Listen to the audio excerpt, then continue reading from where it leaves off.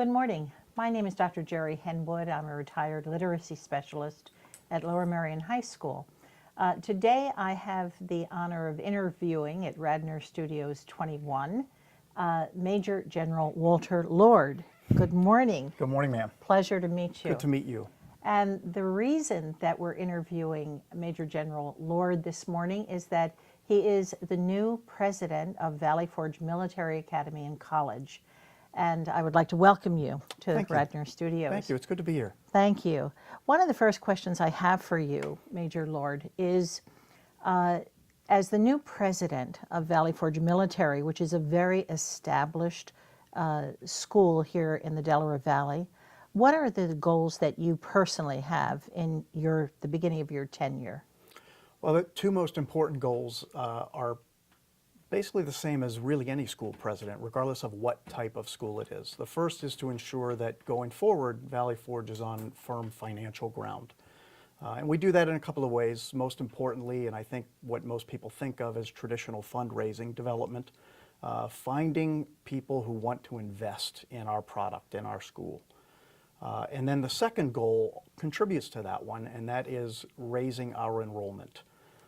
Today I've got 636 spaces at Valley Forge. We finished last year with 444 cadets, so nearly 200 vacancies. The good news is this year we'll start the school year with somewhere between 560 and 580 cadets, a significant uptick. So we're doing well on those two goals. I've got a third goal that's not quite as concrete, a little bit more difficult to get my arms around, and that is to reestablish some of the luster that Valley Forge always had. Over the course of the past 10 or 12 years, we've kind of lost our way. It hasn't been intentional, but I think that some of my predecessors might have struggled with where we fit as a military school in the educational marketplace, and started to question whether there is a place for a strict military school like ours. I believe there is. I believe that it produces an incredible result. So I'm now working with our alumni, our cadets, our faculty and staff, and our parents to reestablish those traditions and core values. When you mentioned traditions and core values, and you mentioned that there had been a decline in the enrollment, I'd like to know, what is the mission of Valley Forge? What are some of those traditions and key values? Because when I was growing up in the Delaware Valley, Valley Forge did have an excellent reputation. But could you mention to us now what you're trying to reestablish? Sure. Our product is a combination of a first-class education and what we call the cadet experience. And together, they achieve 5 cornerstones for Valley Forge. The first is academic excellence, always the top priority because we are, at the end of the day, a school, and our cadets have to get good grades in order to be successful. The other 4 cornerstones, though, are pretty important as well. Physical development, personal motivation, character development, and leadership. And I think that 5th cornerstone, leadership, is a thread that runs throughout the rest of the cornerstones, and it's what makes us different. The fact that our student body, our core of cadets, is truly a cadet-led core. We've gotten away from that recently, and our adult leadership over the years has taken some of the leadership responsibilities away from our cadets, and starting this year, we are empowering our cadets to lead again, because frankly, that's why many parents send their sons, and in the college, their daughters, to Valley Forge for leadership, because it is what sets us apart. And one of the things when you mention leadership, is it military leadership, or is it other than or in addition to military leadership? It's a combination of both. It's a military style leadership across the core of cadets. So we've got cadet officers and cadet sergeants, just like we do in the military. But obviously they're not leading their fellow cadets through military-type maneuvers or exercises. They're leading them through their daily lives. So for instance, a high school senior might be a cadet captain, company commander, responsible for 60 or 70 of his fellow cadets. And he's truly responsible to lead them from the time they wake up to the time they go to bed to make sure they're in the right place, in the right uniform, at the right time, and behaving the way we expect cadets to behave. When you mentioned the leader getting students up, making sure they go to bed on time, is Valley Forge strictly a boarding school? It is not. We do offer a day student option where cadets will be dropped off for breakfast and they'll go home just prior to study hall. But we don't normally get very many people taking that option. Some local residents will. And frankly, we don't encourage it because not living at Valley Forge, not having the full cadet experience does take a bit away from the product. I understand. And you yourself are a graduate of Valley Forge Military. I am, 1984 from the college. Right. And in regard to your own background, which is a very distinguished and illustrious one, I would like to mention to the audience that Major General Lord enlisted first in the military, then had experience with the National Guard, has had domestic and international experience. You retired in what official capacity? You were with the Defense Department in Washington, D.C., and down there, what were you doing? I was the executive director of an advisory body called the Reserve Forces Policy Board, a small body that provides advice directly to the Secretary of Defense on all matters pertaining to the 7 reserve components of the services. So when you communicate with the student body at Valley Forge Military, and were you one of the speakers at the graduation? I was not. I introduced the guest speaker, Chris Roussos. Okay, because I attended that graduation, and I was very impressed with the way the students conducted themselves. And when I went into the reception hall, and this will get us to the next question, I was really taken aback by all the military flags and the statues. And at that point, I had a question about what is the international students' response to the American flags and the military flags of our country and the busts of all of our leaders, past leaders, the names of the halls at Valley Forge, Eisenhower Hall, etc. Do you have any idea why international students come to Valley Forge given the climate there? Well, first I'll address the climate, and even for an international student, although it's a U.S. military tradition with the names of the halls, with a lot of British military tradition actually mixed in, we're open to our international students. We're an open community. In fact, if you go into our dining facility where our cadets have their meals, we've got the flags of every nation that has ever been represented by a cadet at Valley Forge.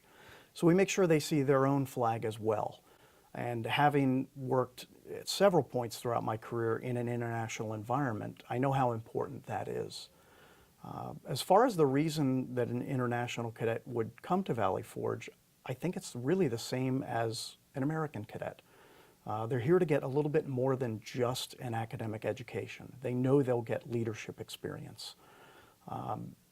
When I was here as a cadet, about 25 to 30% of our corps was international. It was really a large international population. And having grown up in inner city Philadelphia, the first place I ever met a foreign national was at Valley Forge, and they were my plebe brothers, as we call each other. So I got to know cadets from Venezuela and Bahrain and probably 10 or 12 other countries, and it enriched my experience. In return, they leave our school with much better English language skills and a network of Americans who will grow to be successful in their chosen professions, who they can then work with later on in life. Mm-hmm. That's very important in our global society. It is. Yeah. And in terms of the international students, what percentage or how many students would you say are at Valley Forge and from what countries? Today we've got 35 students between our academy, high school and college. and they represent 17 countries, 4 continents. China, South Korea, Vietnam, Thailand, 2 European countries, Russia and Spain, a number of South American countries, and a handful of Middle Eastern countries, Bahrain and United Arab Emirates. So it's a pretty wide span.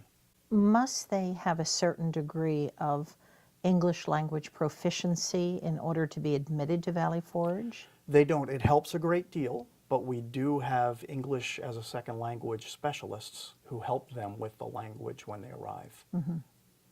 And would you say that their adjustment to American society and to Valley Forge generally goes smoothly because of the coursework and any other supports that you offer to them? I think the transition goes smoothly mostly because when a new cadet arrives at Valley Forge, they're called a plebe, just as they are at many military schools.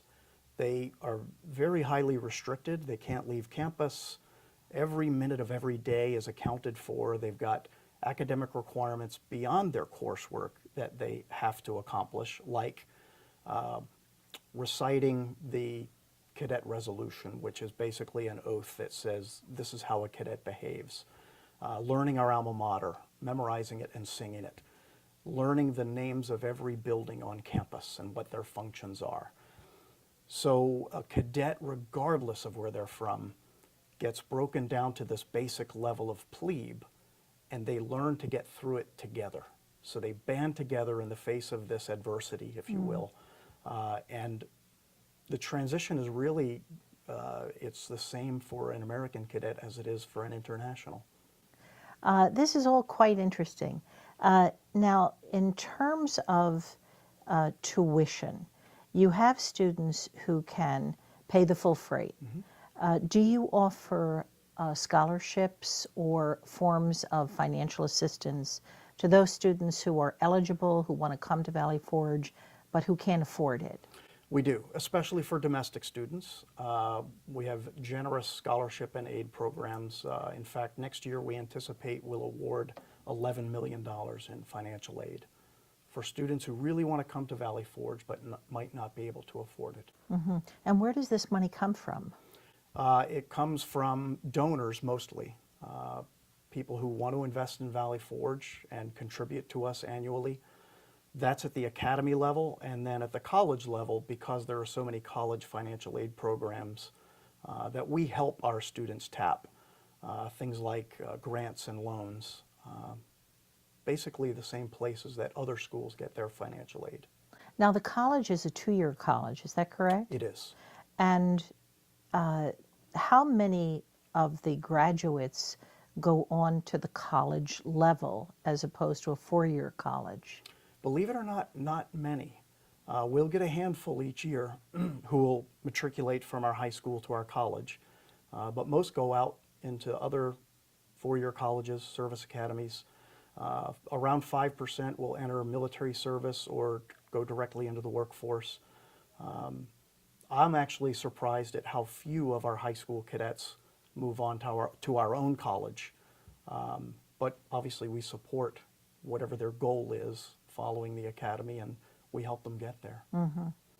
Now, in regard to the opportunities and challenges to achieve your goals that you mentioned earlier in the interview, what challenges do you see as you move forward to meet those goals? I think the biggest challenge is overcoming a pair of stigma that I think all military schools face. And one is, you go to a military school if you're a disciplinary problem. If you're a bad boy, that's where mom and dad send you. We do accept cadets each year who may have had minor disciplinary problems at a previous school because we believe in second chances and we think that our structure can help them find the right path. But we're also pretty selective. There are certain things that we will not tolerate at Valley Forge, like violence and drug use.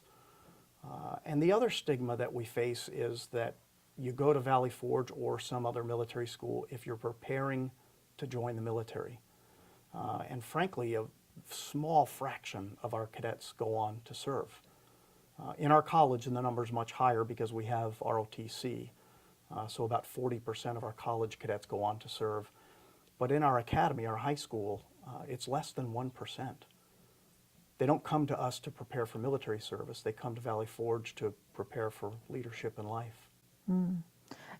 What's the difference between a military school, because I think you've answered the question, what is the function or role of a military school in society today, given how you see its goals? But do you think other schools, both private and public, have those same goals, or is Valley Forge different in some way? I think we are different. I'm sure there are public schools and private non-military schools that talk about leadership, and I'm sure they do a great job of helping their students learn leadership. But the fact that our cadets are with us 24 hours a day, 7 days a week, and our cadets are placed in positions where they have to display leadership in situations where their peers in other schools don't, I think we just have an opportunity to put a little bit more intensity into that leadership piece of what we teach. Now, when you mentioned that enrollment has been going up and you would like to see full enrollment, how do you think you'll try to achieve that over the next couple of years? We've got to get the word out about who we are at Valley Forge. And our admissions counselors, like many, will say we have to go find the students to come here. I put a little twist on that because I don't think we have to go find people. I think we have to help them find us. And that may just sound like a semantical difference, but I think there is a difference. I think putting the word out in the right places that Valley Forge is reinstating some of its old traditions and becoming the structured, disciplined environment that many parents want their students to have is going to help us boost our enrollment very quickly. Now, as a graduate of Valley Forge Military, what did Valley Forge do for you personally? It's funny you asked that because I just met with all of our plebes last week, all of our new cadets. And one of the things I told them was, you are going to face adversity here. And there are a couple of lessons you'll learn from that. They're the lessons I learned. One is, if you band together as a team to face those adversities together, you'll be much more successful. And I've applied that for 36 years since I arrived here at Valley Forge, that if I try to take on a challenge individually, I might succeed, but I'll succeed much more quickly and effectively if I'm doing it with a team. And the other thing I shared with them is that when you get through this thing called plebe system or plebe training, which lasts about 30 days, you will be sure at the end of it that there's nothing you can't do in life if you set your mind to it and work hard. Interesting. Set your mind to it and work hard. Those are very good values and lessons to pass on. Now, you've obviously set your mind to things and worked hard to achieve it. And one of the questions I have for you is, as president now, and reflecting on your career, have there been key positions that you've assumed in the past? For instance, you've taught, and I noticed that in your resume at Indiana University in Pennsylvania. I did. And you've also done other things that could be connected to teaching, not just leadership. So could you yourself identify, maybe for me and for the audience, some things that contributed to making you the choice as the new president of Valley Forge Military? Sure. I think throughout my career, I've learned a couple of things, gathered some skills, really in every position that have helped prepare me for Valley Forge. And one is, you mentioned it, when you're a leader in the military, you're expected all the time to be a teacher and a counselor and a mentor. It's part of our responsibility to mentor and teach and counsel those who are coming up behind us. The other thing that I've learned throughout my career is adaptability. As a military officer, often you'll be assigned to positions for which you've really been trained, technically trained, tactically trained. But just as often, you're put into positions where you have no training whatsoever. For instance, my first tour in Europe, I was working in international affairs, working with foreign militaries. I had zero training in international affairs, so I had to learn it on the run. So coming now to the world of academia, where I'm not professionally prepared or trained, I'm not so intimidated because I've learned with each new job in the Army that I can go in, I can make an assessment, I can build a team, and I can work toward our common goals. If there's one position I could point to that has really prepared me well, that is from 2012 to 13, I commanded the NATO headquarters in Sarajevo in Bosnia and Herzegovina. So when I arrived there, I had a headquarters of about 73 people from 7 nations. Our main priority was advising the Ministry of Defense and the senior officers of the Bosnian Army. But I was partnered with another headquarters called European Union Force that was commanded by an Austrian general and had 15 or 16 nations within their headquarters. We were on the same base together. We lived and worked together on shared goals. It was a very politically charged environment, still is, in the Balkans, in Bosnia and Herzegovina. And when I arrived, I was told by my commander that we really needed to forge a new path in achieving our goals, to look for different ways to accomplish what NATO arrived in Bosnia to do 20 years prior. So there were actually some similarities when I arrived here, certainly not politically charged, but with a bunch of different constituencies like parents, our customers, our cadets, our faculty and staff, our very, very passionate alumni, and getting my arms around all those people and saying, we're on one team, here's our goal, let's talk about how we'll get there together. I think that job really prepared me well for that function. The other thing that I think prepared you well, that I've observed during our interview, is that you're very personable, and you're approachable, regardless of your very prestigious background. It doesn't seem to have gone to your head as you communicate. So what helped you too, I think, to assume increasing levels of leadership and accomplishment, and yet stay grounded, not to let it all go to your head, as they say?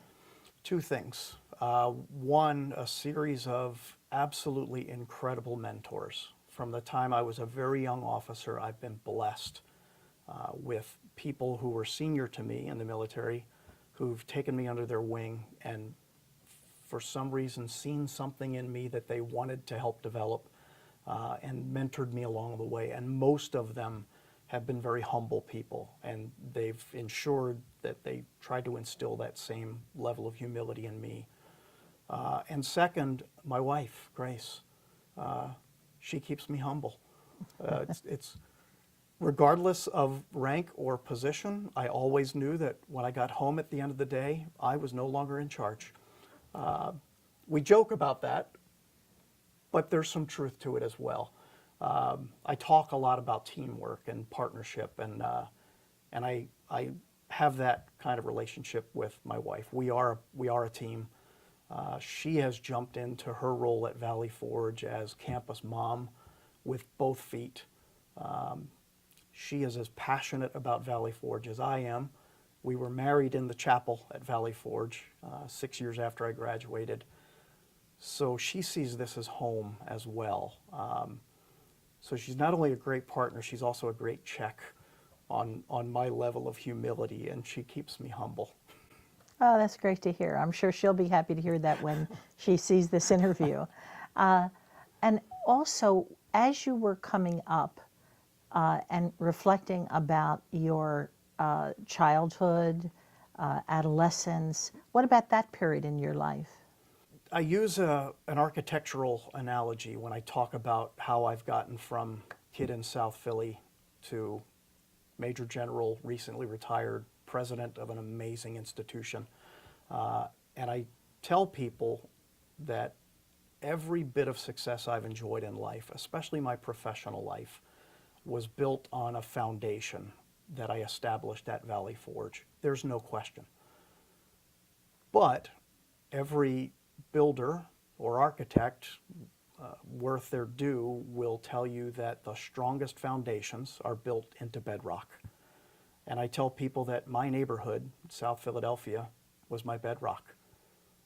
You learn a grit and a toughness and a determination in a neighborhood like South Philadelphia. And if you learn the right way from that, you start to develop that attitude that I can do whatever I want to do in life if I set my mind to it and work hard.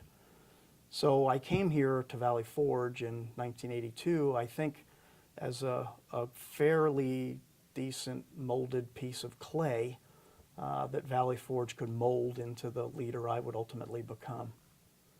Major General Lord, I want to thank you today so much for taking the time to come and speak with us and sharing your insights and your goals for Valley Forge Military.